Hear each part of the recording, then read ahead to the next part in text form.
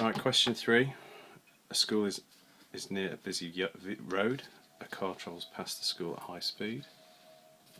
So cars travelling past the school at high speed. This is a key bit of this question, question 3A1. The students notice the sound of the car engine seems to change as the car travels past the school. We're talking about the Doppler effect. The teacher says this is a simple example of the Doppler effect. Students decide to study the sound they hear from the passing cars. Right, now one risk. People are very good at saying one prevention of risk, but they need to say that the risk is getting hit by a car, or words to that effect. Staying away from the road is one way of reducing that risk, but that's not a risk in itself. So make sure that you identify a risk if you're asked to, or prevention if you're asked to as well.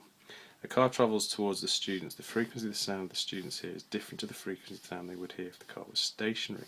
Draw a ring around the correct answer in the box to complete the sentence. Compared to the sound of a stationary car, the frequency has increased. And that's due to the fact that as a car, if it's stationary, the sound's coming out like that.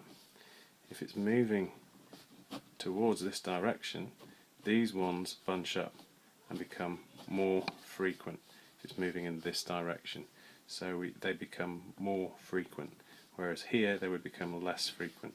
So that's why you hear that speeding up of the sound as an ambulance approaches, and that decreasing in sound as it goes past.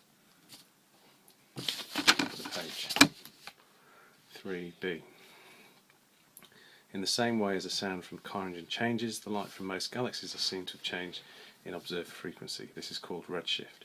Well, redshift is where when it's moving away from you, okay, back to this diagram here, if you were here, sorry, you can't see that, if you were located here, the light here gets more spread out, so it shifts towards the red end of the spectrum. Back to the question here. The diagram shows 4 galaxies, P, Q, R and S, and the arrows show the direction the galaxies are moving relative to the Earth. Okay, so we can see they're all moving. I don't particularly like this question, which one is moving the fastest, or we can infer from the information we're given that the one that is the furthest from the Earth must be moving the fastest. So that would be S.